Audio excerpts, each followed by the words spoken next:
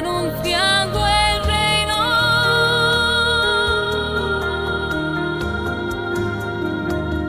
Cuando estén los fundamentos, cuando todo esté completo,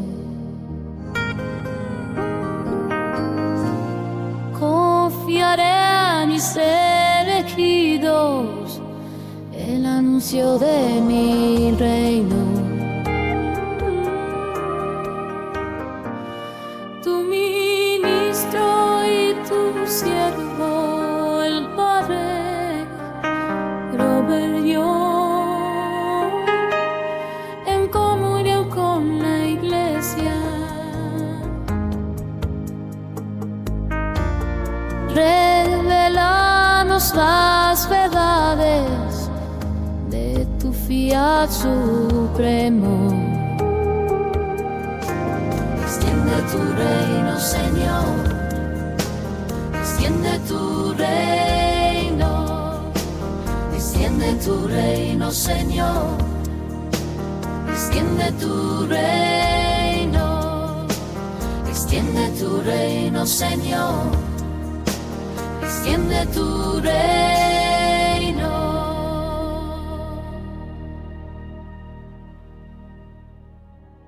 Hola queridos amigos y bienvenidos a nuestro programa de hoy. Es una alegría estar con ustedes mientras continuamos nuestro programa presentándoles la vida de Luisa Picarreta y sus escritos.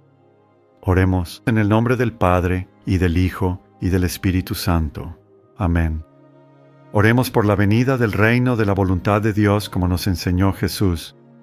Padre nuestro que estás en los cielos, santificado sea tu nombre. Venga tu reino, hágase tu voluntad, así en la tierra como en el cielo. El pan nuestro de cada día, dánoslo hoy, y perdónanos nuestras ofensas, como también nosotros perdonamos a nuestros deudores. Y no nos dejes caer en la tentación, mas líbranos del mal. Amén. Pidamos a María, Reina de la Divina Voluntad, que nos ayude a saber lo que significa vivir siempre en la voluntad de Dios. Dios te salve María, llena eres de gracia, el Señor es contigo. Bendita tú entre las mujeres. Bendito el fruto de tu vientre, Jesús. Santa María, Madre de Dios, ruega por nosotros pecadores, ahora y en la hora de nuestra muerte. Amén. Nuestra Señora, Reina de la Divina Voluntad, rogad por nosotros. En el nombre del Padre, del Hijo y del Espíritu Santo. Amén. Bueno, continuemos. San Aníbal de Francia fue el confesor de Luisa, su confesor extraordinario, su editor, censor y publicador desde 1910 hasta 1927, cuando falleció. Probablemente la persona más importante en la vida de Luisa, aparte de sus padres. Bueno, Juan Pablo II es el Papa que beatificó y canonizó a este gran santo. Fue beatificado en la Plaza de San Pedro el 7 de octubre de 1990 y fue canonizado el 24 de octubre de 2000 y, el 16 de mayo de 2004. Fue proclamado santo por Juan Pablo II. Así que tiene un papel muy especial. Juan Pablo II tiene un papel muy especial que desempeñar en la causa de Luisa, avanzando hacia la santidad. Él también fue quien dio la aprobación, junto con, en ese momento, el cardenal Ratzinger, Joseph Ratzinger de la Congregación para la Doctrina de la Fe, para permitir que se abriera su causa con un non obstare. Eso significa que no había ningún obstáculo para la fe. Fue firmado por el cardenal Joseph Ratzinger cuando se abrió su causa. Y así es un gran día para nosotros, que la causa de Luisa esté cada vez más cerca de su finalización y que sus escritos finalmente estén a punto de recibir una aprobación final y completa por parte de la Iglesia. Hasta ahora sus escritos han sido aprobados por la Congregación de los Santos en una investigación inicial y por la Congregación de los Santos. Así que la Congregación para la Doctrina de la Fe y la de los Santos han aprobado ambos los escritos de Luisa. La Congregación para la Doctrina de la Fe está realizando ahora un estudio mucho más profundo de sus escritos porque son tan extensos y tan profundos teológicamente.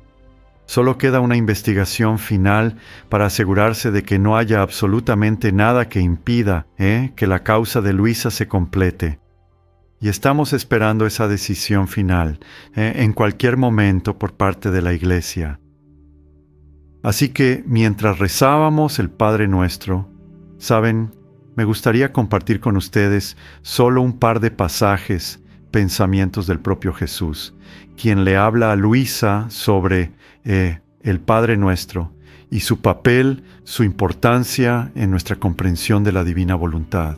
Porque el Padre Nuestro es la oración por la venida del reino y para que la voluntad de Dios, el reinado de la voluntad de Dios, venga a la tierra como en el cielo.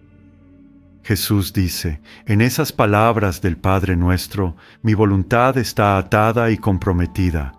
Y cuando esto está atado, cuando promete, lo que promete es más que seguro, mucho más aún, ya que todo ha sido preparado por mí. No era necesario nada más que la manifestación de mi reino. Esto es lo que estoy haciendo ahora.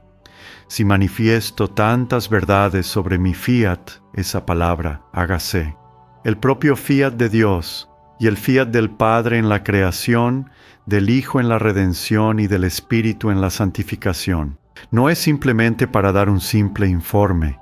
Más bien, es porque quiero que todos sepan que su reino está cerca, que lleguen a apreciar sus hermosas prerrogativas, para que todos deseen y anhelen entrar y vivir en un reino tan santo, tan lleno de felicidad y de todos los bienes. Él dice, si esperé tantos siglos antes de dar a conocer mi voluntad, obrando en la criatura y su voluntad obrando en la mía, fue porque primero tenía que disponer a los hombres a pasar del conocimiento menor al mayor. Y cuando doy a conocer una verdad al hombre, es la señal de que quiero dársela como un regalo.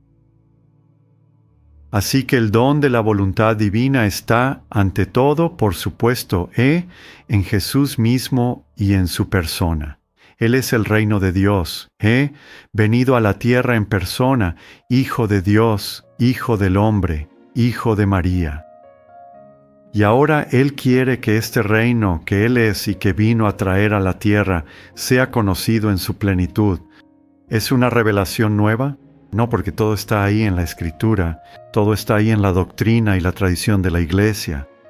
Lo que es nuevo en esta santidad nueva y divina es el hecho de que ahora Jesús lo ha explicado explícitamente en cuanto a lo que quiso decir cuando rezó el Padre Nuestro. Y así nuestro Santo Padre, nuevamente el Beato Juan Pablo II, en 1997 dio una charla. La mayoría de la gente probablemente nunca haya oído hablar de esta charla porque dio muchísimas.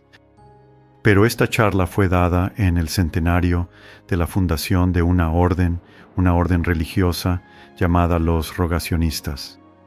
Se llamaban sacerdotes rogacionistas del Sagrado Corazón. La palabra rogacionista viene de la palabra latina rogare, que simplemente significa orar. Y Jesús dijo, recen para que el Señor de la mies envíe obreros a su campo, porque la cosecha es mucha y los obreros pocos. San Aníbal tomó eso muy en serio y fundó una congregación de sacerdotes solo para orar por las vocaciones. Así que en el centenario de esa congregación en 1997, de su fundación por San Aníbal de Francia, Juan Pablo II dijo lo siguiente.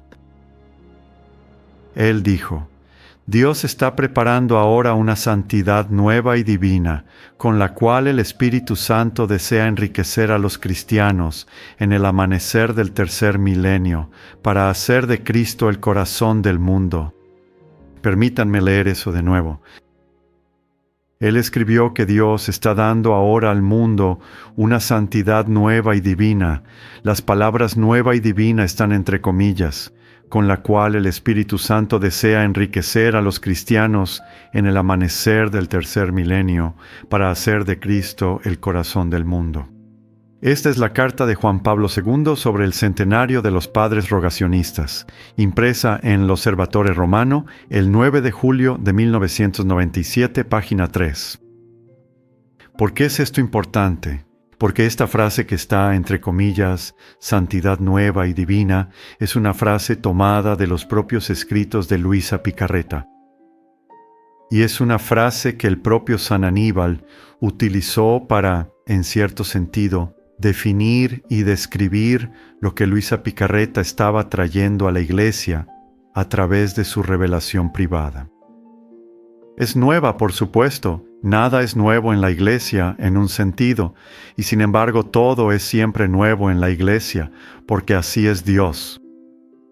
Pero es una santidad nueva que Dios quiere dar. Es el llamado universal a la santidad, que no es una santidad humana, sino la plenitud de la propia santidad divina de Dios que Él desea compartir con la humanidad ahora, en este momento de la historia del mundo. Compartiendo esto, por supuesto, como siempre lo ha hecho, de maneras cada vez mayores y, por supuesto, plenamente en Jesús mismo y plenamente en una criatura a la que llamamos María, por la Inmaculada Concepción y la plenitud de la gracia.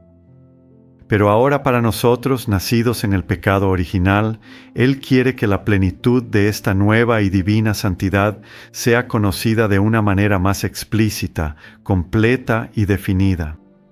De eso trata la introducción a la divina voluntad. De eso trata el libro del cielo. De eso trata toda la vida y los escritos de Luisa, que Dios, a través de esta revelación privada, haga conocer de manera más explícita lo que Él quiso decir en el Padre Nuestro cuando oró para que este reino de la voluntad de Dios venga a la tierra como es en el cielo. Y por supuesto, si Jesús no esperara que esa oración se cumpliera, nunca la habría rezado. Y como Él dice, mi oración al Padre debe cumplirse porque yo soy Dios. Lo que yo pido en oración debe suceder. Así que Jesús ora al Padre con nosotros y con la Iglesia en cada momento de la vida de la Iglesia para que esta oración sea respondida. Y que la voluntad del Padre, el reinado, el dominio de la voluntad del Padre esté en la tierra como lo está en el cielo. Y Jesús dice, el fin del mundo no puede llegar hasta que eso se cumpla. ¿Y cómo se cumplirá? ¿Hasta qué punto? En las almas que viven en la tierra, por supuesto, depende de Dios mismo. Sabemos que no será perfecto porque la Iglesia dice que el cumplimiento perfecto del reino de Dios en la tierra no puede suceder hasta que Jesús regrese. Pero puede suceder cada vez más y en gran medida, tanto como sea posible para nosotros, nacidos en el pecado original, en el mundo en que vivimos hoy? Sí. Y sucede a través de almas individuales que llegan a saber que es posible y eligen por el don y la gracia de Dios vivir de esta manera en la tierra. Esto es lo que Él quiere que tengamos. Este es el don del conocimiento, de vivir en la voluntad de Dios y de la voluntad de Dios viviendo y operando en la criatura. Ha habido muchísimos santos y yo les animaría a que vayan a un sitio web para encontrar un programa llamado Crisol de Amor, Santos en la Divina Voluntad, ejemplos de aquellos que vivieron en la Divina Voluntad antes de Luisa. Esos programas se pueden encontrar en divinewilltallahassee.com, otro sitio web, y todos se pueden encontrar allí. Así que ciertamente los santos antes de Luisa, muchos han vivido en la divina voluntad. ¿Hasta qué punto? Bueno, eso solo lo sabe Dios. Pero Jesús sí le dice a Luisa, han vivido en ella en la medida en que sabían que era posible. ¿Ves? Pero lo que Él hace con Luisa y San Hannibal, porque Él lo aprende a través de ella, es que lo lleva a una dimensión completamente nueva de entendimiento mediante esta revelación privada tan explícita sobre lo que significa no solo hacer la voluntad de Dios como algo externo, algo fuera de mí, sino que, como dice el Salmo, tu voluntad es mi delicia, tu ley está escrita en mi corazón. que la voluntad de Dios y lo que Dios quiere para nosotros como seres humanos y cómo vivir ya no es solo algo externo. Viene acompañado de la inhabitación del mismo Dios. Y eso sucede, por supuesto, como sabemos, a través de la gracia santificante en el bautismo. Crece a lo largo de nuestra vida cristiana. Así que esto es lo que Dios quiere que sepamos. Es por eso que estoy aquí hoy con este programa y así que me gustaría continuar hoy. Este programa estará terminando probablemente con un programa más después de este. Y simplemente porque es una introducción. No está pensado para hacer un estudio completo sobre Luisa. Pero esto es simplemente una manera para que lleguemos a conocer lo suficiente como para despertar nuestro interés y hacernos querer aprender más. Así que probablemente tampoco será la última vez que este programa se transmita. Así que he estado mirando las Escrituras en los 2 últimos programas y haciendo la pregunta: ¿cómo encontramos este don de vivir en la divina voluntad, arraigado en el fundamento, en la base de la palabra de Dios? Y hemos hablado sobre varios aspectos de este modo de vida. Hoy me gustaría hablar de otro aspecto, que es la unión con Dios, la unidad con Dios. Obviamente esa es la vida del cielo. Esa es la vida a la que todos los santos han aspirado y sobre la que tantos han escrito. Pensamos especialmente en la tradición carmelita de las 3 vías o los 3 niveles de la vida espiritual: la purgativa, la iluminativa y la unitiva. Así que la unión con Dios, por supuesto, es la mayor, porque de eso se trata todo. Ese es el objetivo final. Esa es la vida del cielo. Así que vivir en la divina voluntad significa esta unión, esta unidad con Dios, pero en una dimensión mayor de la que hemos conocido antes. Así que el Señor le habla muy a menudo a Luisa sobre esta profundidad de unión a la que Él quiere llevarnos. A aquellos que están llamados a vivir en su voluntad. Él le dice: mi propósito es absorberte en mi voluntad, hacernos uno solo. Ahora bien, esa palabra absorber no es una buena palabra, porque la Iglesia ha dicho que no es apropiado hablar así de nuestra unión con Cristo o de Cristo con nosotros. La absorción tiene el sentido de que pierdes tu propia identidad. Por supuesto, eso nunca sucede en nuestra relación con Dios. Así como nunca sucedió en la relación de Jesús con el Padre a través de su encarnación. Su humanidad nunca fue absorbida por la divinidad, ni viceversa. Las 2 naturalezas de Jesús siempre fueron distintas. Bueno, nuestra naturaleza ciertamente siempre es distinta de la de Dios y también separada de ella, salvo por la gracia y por nuestra participación en esa naturaleza. Entonces, pero Él le dice a ella: quiero que, cuando entro en un alma y encuentro que su voluntad, sus deseos, sus afectos y su corazón son todos míos, la tomo dentro de mí. Con el fuego de mi amor, licúo su voluntad en la mía. No significa que esa voluntad sea destruida o que su naturaleza cambie completamente, sino que significa que Él le da una forma diferente, por así decirlo. La hace tan increíblemente suave y maleable, y la licúa de una manera tan profunda que puede fundirse completamente con la voluntad divina de Dios. Por cierto, esta es la palabra fusión, que el propio Papa Benedicto usa para describir la manera en que la voluntad de Jesús y la del Padre están unidas por una fusión, como Él la llama. Lo que Él dice también debe ser análogo a nuestra fusión de nuestra voluntad humana con la voluntad de Dios, como mencioné en un programa hace algunas semanas. Entonces dice: hago entonces que la voluntad de la persona sea una con la mía. ¿Y cómo sucede esa unidad? Ocurre por operación y por libre elección. ¿Ha cambiado la naturaleza de nuestra voluntad? No. ¿Se cambia su funcionamiento en unión con la voluntad de Dios? Sí. ¿Por qué? Porque ahora permitimos que la voluntad de Dios opere a través de la nuestra, con la nuestra y en la nuestra, de modo que lo que hace nuestra voluntad lo está haciendo la voluntad de Dios. Y lo que hace la voluntad de Dios, lo está haciendo nuestra voluntad, y por lo tanto los efectos de esta fusión, por el don de Dios y por nuestra disposición y deseo de ello, hacen que los efectos de nuestra voluntad humana sean uno con los efectos de lo que Dios mismo está haciendo en nosotros. Y si esto parece exagerado, solo tenemos que mirar algunas escrituras que hablan de un tipo de unión similar con Dios.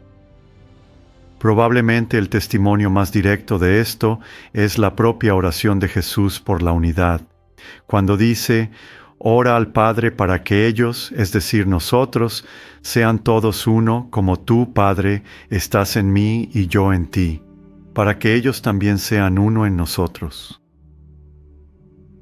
¿Existe alguna unidad mayor que la de la Santísima Trinidad? Esa es la unidad consumada que solo esa, sabes, es perfectamente una. 3 personas y un solo Dios. Pero como dice Juan 17:21, Jesús ora para que tengamos esa unidad con ellos, así como ellos la tienen entre sí. No, por supuesto, de la misma manera perfecta y natural, sino de acuerdo con la ley de nuestra propia libertad. Mira, Jesús está orando aquí por una unidad que es como la suya propia con el Padre. También se presenta como una oración que puede cumplirse en esta vida y no solo después de la muerte. Mira, Jesús, si Jesús hubiera querido que esto solo sucediera después de la muerte, nunca lo habría orado de esta manera. Lo oró en la última cena para que ellos lo tuvieran. Fue su discurso de despedida, su oración por ellos como su sumo sacerdote, para que recibieran del Padre la misma unidad de voluntad que Jesús mismo tiene con el Padre. Porque si nuestra unidad con Dios, si nuestra unión con Dios no está en la voluntad, entonces no existe. Esa es la única manera en que ocurre la verdadera unión. Es la única voluntad del Padre, del Hijo y del Espíritu eternos la que los hace uno. Jesús le habla de esto a Luisa cuando le dice: «Sepa que quien vive en mi voluntad debe elevarse a tales alturas que viva en el seno de la Trinidad. Su vida y la nuestra deben ser una sola. Así vivirá en nuestro seno». ¿Qué es nuestro seno? El corazón mismo, la unidad misma de Dios, con plena conciencia, voluntariamente, sin compulsión y con amor. Verás, de buena gana, esta debe ser una elección libre. De lo contrario, no es amor. El amor es un acto de la voluntad. Si mi voluntad no está involucrada en esto, si Dios me lo impone, si esto es solo lo que la Iglesia llama gracia eficaz, es decir, una gracia que de alguna manera hace que suceda lo que Dios quiere, sin que mi voluntad sea necesariamente libre e intacta. Por supuesto, la gracia eficaz también nos deja libres, pero esto realmente requiere un consentimiento pleno de la voluntad de principio a fin. Verán, Juan habla de manera similar cuando se refiere al Hijo de Dios como estando siempre en el seno del Padre. Así como permanecemos en Jesús, también permanecemos con Él en el seno del Padre. Miren, esto es lo que Él nos da. Vivan en mí como yo vivo en ustedes. Así como el Padre y yo somos uno, que también ustedes sean uno entre sí, pero también con nosotros. Así que, cuando San Pablo nos dice que somos miembros del cuerpo de Cristo, está describiendo una unión con Cristo tan cercana como la unión que tenemos con las partes de nuestro propio cuerpo. No solo somos un solo cuerpo con el Señor, sino que, como también dice Pablo, quien se une al Señor se hace un solo espíritu con Él. Pero no es un cuerpo físico, es un cuerpo místico. Es un cuerpo que es hecho uno por el Espíritu. El mismo Pablo experimentó esto a tal grado que pudo decir: «Ya no vivo yo, mas vive Cristo en mí». Gálatas 2:20. Cuando Jesús nos dice que Él es la vid y nosotros los pámpanos, está describiendo un tipo de unión muy similar. ¿Cómo se puede de hecho determinar dónde termina la vid y dónde empieza la rama? Miren, es una unión profunda la que tenemos con Dios por la voluntad, y el Papa Emérito Benedicto dice que es la forma más alta de unión que existe. ¿Por qué? Porque es una unión que se fundamenta en la libertad y en la voluntad, y esa es la forma más alta de unión, porque entonces es una unión de amor. El amor es esa elección de ser uno con otro. Eso es lo que las personas casadas eligen cuando hacen un compromiso de por vida en ese sacramento. Esperemos que también sea lo que tenemos con otras personas en nuestra vida, pero está especialmente bendecido por el sacramento del matrimonio. Y por eso San Pablo dice, básicamente, que no hay una unión más cercana en la tierra que signifique o represente esta unión de Cristo y su Iglesia que la que existe entre un hombre y una mujer. Así que vivir en la divina voluntad es una vida de unión, de unidad con Dios, que por supuesto es la vida del cielo y lo que Jesús nos promete. Y es por eso que esta obra se llama El Libro del Cielo. Su gran opus de 36 volúmenes, porque él dice que es una vida de unión tan perfecta como sea posible en la tierra que podemos alcanzar. Así que, al vivir de esta manera y aprender más, poniendo nuestros actos en la voluntad de Dios, ya vivimos en comunión profunda con Él, y por lo tanto, comenzamos a compartir la vida del cielo. Pero es como todo lo demás, es como el bautismo, ¿sabes? Comienzas a vivir, sí, la vida de la gracia santificante y la inhabitación mutua de nosotros en Dios y Dios en nosotros, pero es solo el comienzo. Y así, todo tiene que crecer, debe ser alimentado, debe ser fomentado, animado, debe ser fortalecido en todo lo que hacemos. Ahí es donde poner nuestras vidas y cada momento, nuestros actos a lo largo del día en la voluntad de Dios e invitar la voluntad de Dios en ellos. Ahí es donde esto sucede, así como nuestro crecimiento en el conocimiento, la comprensión. Porque Jesús dice, lo que te digo cuando te revelo estas verdades, también te lo doy. Como escuchamos la última vez, no te digo las cosas solo para que pienses que son maravillosas. Te digo las cosas porque estoy anunciando un regalo y estoy ofreciendo un regalo. Nada es forzado, pero en el conocimiento viene a través del conocimiento viene el don si quieres recibirlo. Ese es un gran sí. Si lo eliges, si lo quieres, si lo deseas, si lo anhelas, si trabajas por ello y estudias y lees y haces el esfuerzo de vivir de esta manera. Así que las Escrituras también testifican que, a través de la muerte y resurrección de Jesús, el camino ahora está abierto hacia Dios y hacia el reino celestial. Es muy claro en las Escrituras. En cierto sentido, Jesús rasgó el velo del templo, ciertamente en su muerte, pero en todo lo que hizo, Él estaba quitando el velo, como lo dice San Pablo de manera tan hermosa. Sabes, el velo ahora está levantado entre el cielo y la tierra. Los irlandeses tienen una expresión hermosa.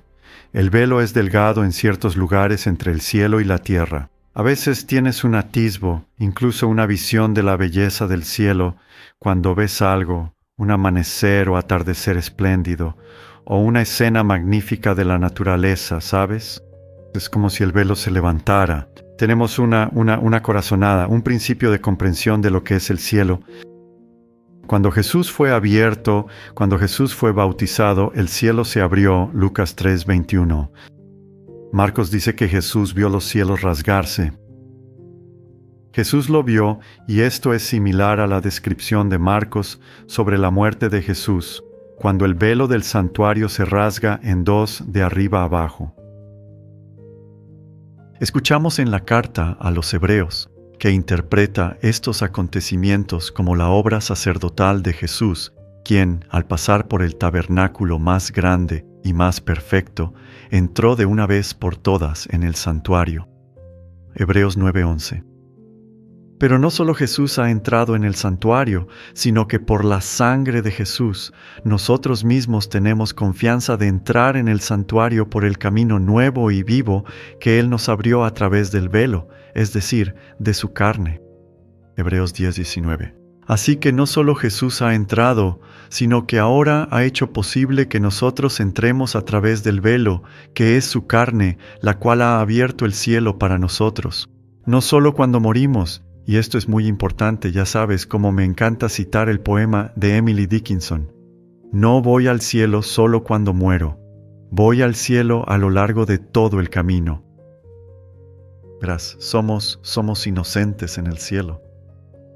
En estos pasajes, el santuario o el lugar santísimo puede verse correctamente como el equivalente de vivir en la voluntad de Dios, no cuando morimos, sino ahora, aquí en la tierra. Es entrar en el mismo corazón de Dios por lo que Jesús oró, y que el corazón de Dios entre en nosotros, porque ¿qué es más su corazón que su voluntad? Pablo también enseña esto de manera muy clara. De hecho, Dios, dice él en Efesios 2:6, nos resucitó con Él y nos hizo sentar con Él en los cielos en Cristo Jesús.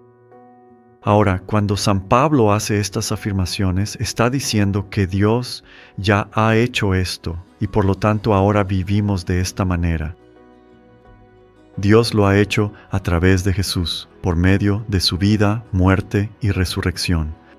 Ahora vive de esta manera y no como antes. Ahora vives esta nueva vida, esta santidad nueva y divina que Cristo vino a traernos. Ya no es solo Jesús quien está sentado a la derecha del Padre, sino que nosotros estamos sentados con Él. Mira, esto es, ya sabes, ¿qué quiere decir con eso? Bueno, quiere decir que si vives en la voluntad de Dios, estás viviendo la vida esencial del cielo, porque eso es lo que es. Como dice Dante, en el paraíso, donde lo pone en la boca, en la voz de una mujer llamada Picarda, que está en el peldaño más bajo del cielo. Y cuando Dante la encuentra, le dice, ¿no estás decepcionada de que apenas lograste pasar por las puertas y estás aquí en la parte más baja del cielo? Y ella responde, oh, no entiendes. Todo lo que importa para que el cielo sea cielo es que estés viviendo en la voluntad de Dios. Y luego dice esas palabras maravillosas, porque en su voluntad está nuestra paz. Verás, los santos y los ángeles están en la voluntad de Dios. Eso es lo que les da paz, paz eterna y alegría eterna. Así que ella dice, bueno, ya sabes, una vez que estás en el cielo, no quieres nada más que no sea la voluntad de Dios. Todo lo demás desaparece, solo queda la voluntad de Dios. Así que si Dios me quiere aquí en la última parte del cielo, ese es mi cielo. Eso es todo lo que podría esperar o desear, porque esa es la voluntad de Dios para mí. Así que vivir en la voluntad de Dios y encontrar nuestra paz en la voluntad de Dios y que ésta actúe en nosotros es la vida del cielo, y puedes vivir de esa manera en la tierra. Jesús oró por ello, lo prometió y Él lo hará realidad. Estamos hablando sobre vivir en la divina voluntad tal como se encuentra en la Sagrada Escritura. Y ciertamente vivir en la divina voluntad es el cumplimiento de la oración de Jesús, que vivamos en la voluntad de Dios aquí en la tierra, al menos en la esencia misma de la manera en que los santos lo hacen en el cielo, que es por supuesto libremente con la gracia de Dios, eligiendo nosotros hacerlo. Y por supuesto, en el cielo no puedes salir de la voluntad de Dios porque tu voluntad ha sido fusionada con la suya. Pero lo que Jesús nos está ofreciendo ahora, a través de Luisa Picarreta y este don, es que podamos vivir, que comencemos a vivir esa vida aquí en la tierra. No, por supuesto, perfectamente como es en el cielo. Eso no va a suceder en la tierra. No vamos a tener la visión beatífica de esa manera, aunque quizás tengamos alguna visión. No va a ser igual que cuando estemos en el cielo. Pero la vida del cielo puede comenzar aquí en la tierra. Esto es lo que estamos viendo ahora en las Escrituras. Lo vemos, por ejemplo, en la carta a los Hebreos, capítulo 12. Ustedes se han acercado al monte Sión y a la ciudad del Dios vivo, la Jerusalén celestial, incontables ángeles en asamblea festiva, la congregación de los primogénitos inscritos en el cielo, Dios el juez de todos, y los espíritus de los justos hechos perfectos, y Jesús el mediador de una nueva alianza. Así que la carta a los hebreos está diciendo que ya han sido llevados allí y que eso les ha sido traído a ustedes. Sabemos que no estamos en el cielo en muchos sentidos, pero la esencia del cielo está ahí. Te has acercado a ello en la iglesia y en los sacramentos y en esta comprensión de cómo Dios quiere ahora vivir su vida en ti, esta nueva y divina santidad, la misma santidad de Dios viviendo y reinando en ti. Sabemos que hay otros lugares donde San Pablo nos recuerda que nuestra ciudadanía está en el cielo, especialmente en Filipenses 3, que somos conciudadanos de los santos y miembros de la familia de Dios. Efesios 2:19. Hermanos y hermanas, la comunión de los santos significa precisamente esto, que el velo entre nosotros y el cielo, y de alguna manera también, el velo entre nosotros y el purgatorio ha sido levantado. Ciertamente no estamos allí. Estamos en la tierra y estamos en el tiempo. Ojalá con los pies en la tierra y no con la cabeza en las nubes, pero estamos aquí viviendo en la realidad de esta vida. Sin embargo, vivimos esa realidad con el inicio del cumplimiento de esa realidad aquí en la tierra, que es vivir la vida que Dios nos crea, destinó a vivir desde el principio, cumplida nuevamente aquí en la tierra, para que pueda llegar a la perfección en el cielo. Si observas la vida de los santos, hoy pienso especialmente en el Padre Pío, porque tenía dones extraordinarios y visiones y revelaciones de Dios, donde conversaba con las pobres almas del purgatorio. Él decía que había más almas del purgatorio que asistían a sus misas que personas vivas en la tierra. Se comunicaba casi a diario con los ángeles guardianes.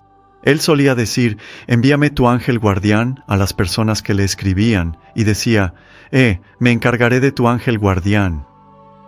Hablaba con muchos, tantos santos han conocido a otros santos y han conversado con ellos mientras estaban en la tierra. Muchos han conversado con Jesús y María. Así que esto no es imposible. No es algo tan extraordinario, ¿sabes? La comunión de los santos significa que ya somos uno, incluso ahora, ¿ves? Y ciertamente el cuerpo de Cristo, ¿sabes? Ese cuerpo está en el purgatorio, en la tierra y en el cielo, pero cuando estamos unidos en Cristo, sí, hay distinciones. No queremos decir que no existen. Por supuesto que existen en el tiempo y el espacio, pero al mismo tiempo, en cierto sentido, esas distinciones se han atenuado mucho, ¿sabes? No son tan rígidas e inamovibles. Hay maneras en las que podemos ser uno, incluso ahora en la tierra, con los santos e incluso con las almas del purgatorio, rezando con ellos y ellos por nosotros, ¿sabes? Las almas del purgatorio también rezan por nosotros, al igual que los santos en el cielo. ¿Sabes? Hablamos de estas cosas y las profesamos en nuestro credo, pero ¿las vivimos realmente? ¿Hace alguna diferencia en tu vida el hecho de que tienes santos en el cielo que rezan por ti e interceden por ti? Ciertamente Jesús y María, pero también muchos otros, santos que tal vez no hayan sido canonizados por la Iglesia, a quienes podemos rezar y pedir que intercedan por nosotros. También encontramos esta presencia del cielo en la tierra en la misma oración de Jesús, como dijimos al comenzar el programa. Mateo 6:10, cuando Jesús enseña a los discípulos el Padre Nuestro, es que no recen repitiendo palabras sin sentido. No necesitas muchas palabras. Reza por la esencia misma de lo que es la voluntad de Dios, que se haga la voluntad de Dios en la tierra como se hace en el cielo, a través de esta unión de la voluntad humana con la voluntad divina, o, usando la frase del Papa Benedicto, esta comunión de voluntades.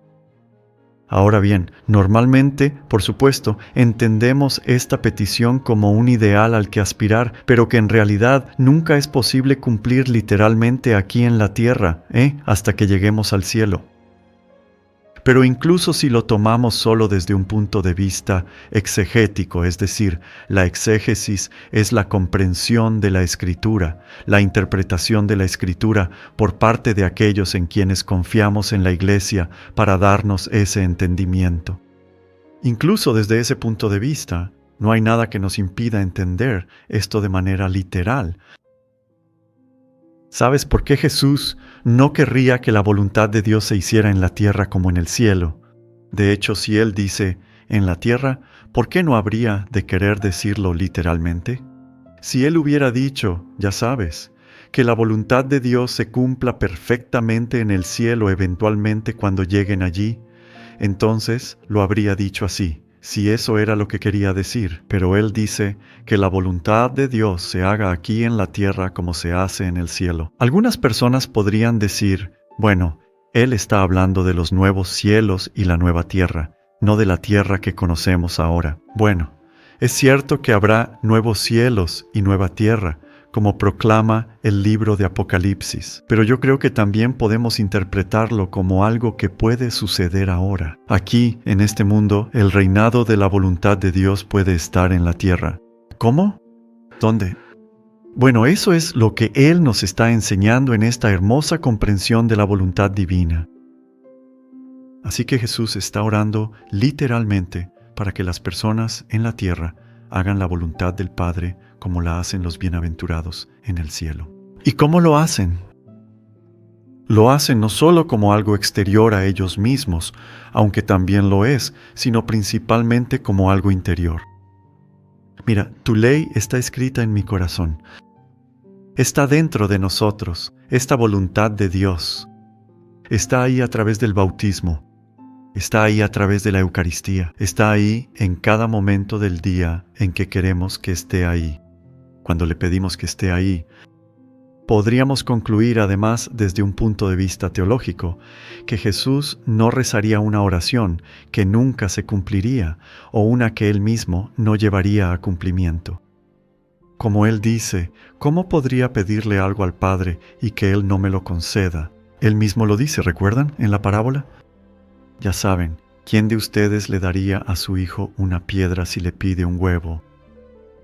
Entonces, ¿cuánto más nuestro Padre Celestial les dará el Espíritu Santo si se lo piden? ¿Y qué es el Espíritu Santo?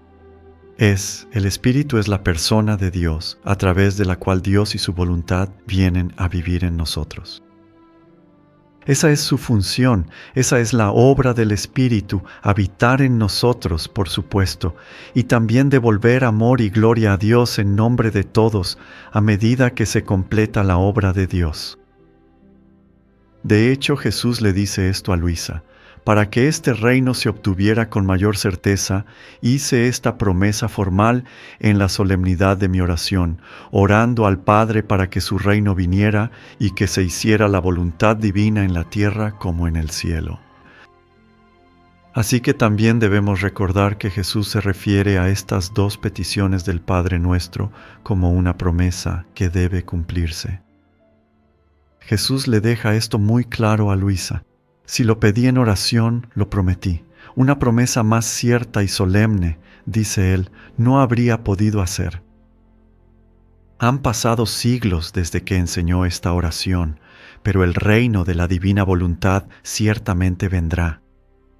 ¿Vendrá a la tierra? ¿Reinará perfectamente en todos absolutamente?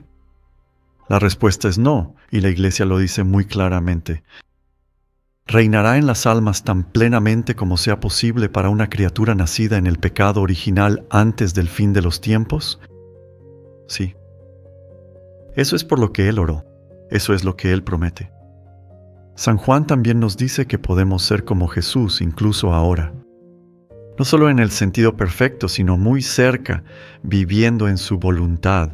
San Juan dice: en esto se ha perfeccionado el amor entre nosotros, para que tengamos confianza en el día del juicio, porque así como Él es, así somos nosotros en este mundo. ¿Y cómo es Jesús en el mundo? Él está presente en el mundo ciertamente a través de su humanidad, pero también está allí por la presencia de la divinidad, la voluntad de Dios que es la esencia de esa divinidad, reinando en su humanidad. Y Él dice: así, en el día del juicio, tendremos confianza, porque así como Él vive en el mundo por el poder de la voluntad del Padre, así también podemos nosotros. Y así es como debemos vivir en este mundo. Miren, eso está en la primera carta de Juan 4:17. En otras palabras, así como Jesús es ahora en la perfección del cielo, así nos llama a ser ahora en el mundo. Mira, Jesús no puede estar en el mundo de otra manera. Perfección en la medida que sea posible para cualquiera de nosotros. ¿Es alguna vez absolutamente perfecto? No. Pero es perfecto en la medida en que Dios es perfecto en nosotros y nosotros permitimos que Dios sea perfecto en nosotros. Mira, Dios no puede ser menos que perfecto. Nosotros somos, pero Dios no puede ser. Así que si podemos entregarnos cada vez más plenamente a Dios y a su voluntad, entonces Él podrá ser perfecto en nosotros cada vez más plenamente. Verás, esta es claramente la enseñanza de San Pablo, especialmente en la carta a los romanos. Mira, la justicia que tenemos no es por observar la ley. No es por hacer la voluntad de Dios como algo externo que simplemente voy a obedecer. ¿Verdad? No es la obediencia a la ley lo que ahora nos hace justos, dice San Pablo, es la obediencia de la fe. Y cuando tenemos fe, entonces dice, eso es lo que justifica, eso es lo que te hace justo. Eso fue lo que se le acreditó a Abraham como justicia. ¿Y qué es la fe? Es una unión interior. Es una disposición interior, aceptación o voluntad, deseo y amor de ser uno con aquel en quien creemos. Verán, eso tiene que suceder por dentro. Si la ley de Dios no está escrita en nuestros corazones, si es solo algo, ya saben, en tablas de piedra o en un libro, nunca será la justicia de la fe. Y esto es a lo que Él nos llama a vivir aquí. Esta es la diferencia de plenitud. Esta es la mayor plenitud posible antes de que Jesús regrese. Y así, esta hermosa frase que me encanta tanto de la primera carta de Juan 4:17, así como Él es ahora, en esto el amor se ha perfeccionado entre nosotros, para que en el día del juicio podamos tener confianza. De aquí proviene nuestra perfección. Esta es nuestra única justicia. Que así como es Cristo y así como Él es, Él no dice, como Él es en la tierra o como Él es en el cielo o como Él es en sí mismo. Él dice, así como Él es, así como es Cristo, así somos nosotros en este mundo. En otras palabras, estamos presentes en el mundo de la misma manera en que Cristo está presente en el mundo. ¿Y cómo es eso? A través de la voluntad del Padre reinando en Él, a través de su divinidad reinando en su humanidad. Jesús, por supuesto, lo hace perfectamente en sus dos naturalezas. Lo hacemos lo mejor que podemos, pero Él dice, la perfección viene de mí, no de ti. Mira, es mi obrar en ti lo que te traerá y te hará justo. La fe es tu aceptación. Estás permitiendo que esto suceda. Su aquiescencia. Tu fiat. Tú dices, sí, que sea como tú quieras, que tu perfección se haga en mí. No es mía, es tuya. Así como es Jesús ahora, así somos nosotros en este mundo. Es un pensamiento asombroso, ¿verdad? ¿Qué hay de vivir sin pecado? ¿Significa esto que podemos vivir en esta tierra sin pecado? Es una muy buena pregunta, ¿sabes? ¿Qué tan perfecto? ¿Qué significa ser perfecto cuando se trata de vivir en el mundo tal como lo conocemos hoy? ¿Es posible alguna vez vivir completamente libre de pecado? Bueno, Jesús nos da una respuesta en la divina voluntad y lo que queremos ver finalmente, y continuaremos con esto la próxima vez porque se nos está acabando el tiempo, pero Jesús dice, solo el que vive en mi voluntad es realmente capaz de vivir sin pecado. ¿Por qué? Porque entonces es mi vida la que se vive en la criatura, en el alma, en el cuerpo de la persona que libremente me permite hacerlo en ella. Así que en otras palabras, Jesús dice, sí, es posible vivir sin pecado, pero solo si vives en mi voluntad. Y esto está muy claro en el Evangelio, ¿verdad? Los fariseos hacían la voluntad de Dios tan perfectamente como sabían hacerlo. De hecho, tan a propósito, tan perfectamente que llegaban a ser molestos. Sabes, eran perfeccionistas y llevaban eso a tal extremo, pero eso no significaba que estuvieran sin pecado.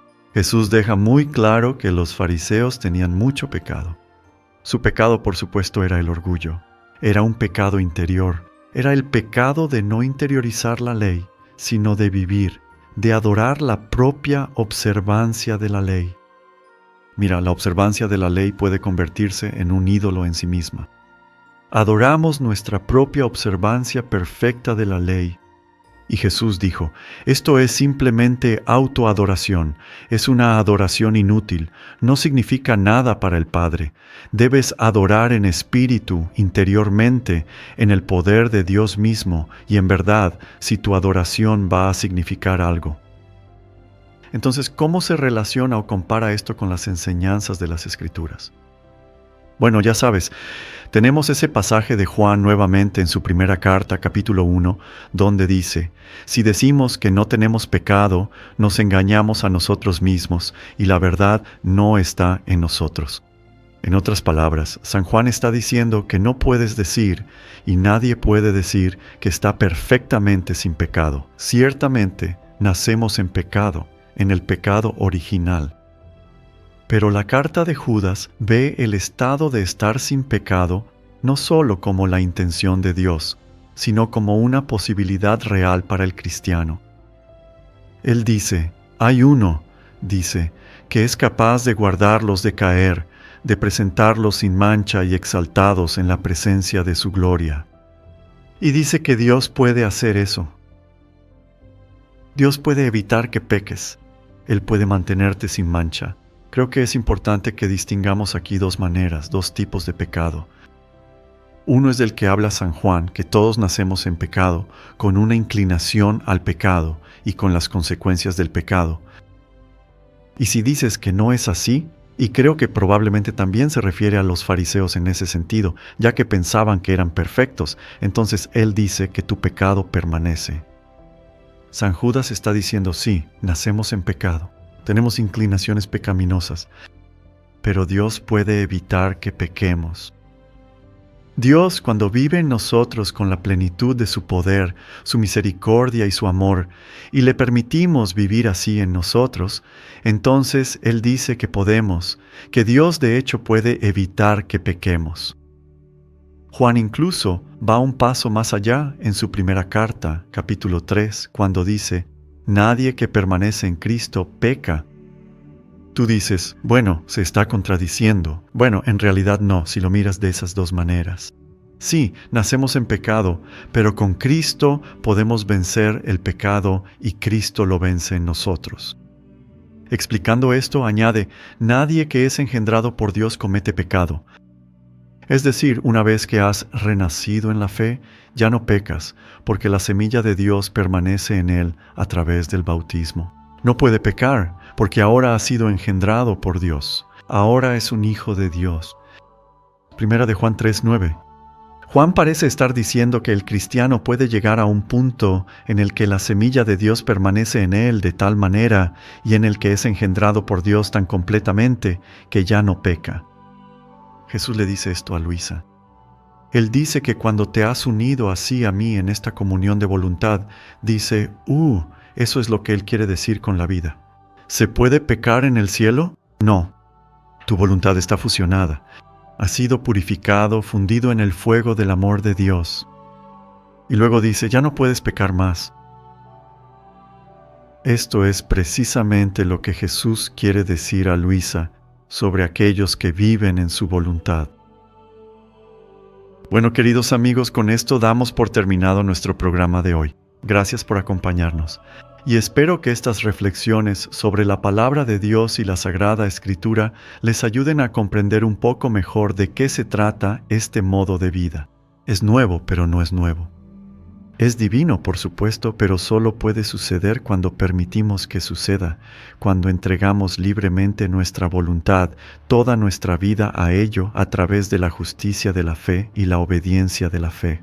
Así que Dios nos ayude a todos a lograrlo. Y recemos los unos por los otros para que este gran don siga creciendo en nuestro conocimiento, en nuestro deseo y en nuestra posesión, viviéndolo cada día. Pídele a Dios que te bendiga, te guarde siempre en el cielo de su voluntad, Padre, Hijo y Espíritu Santo. Amén. Anunciando el reino,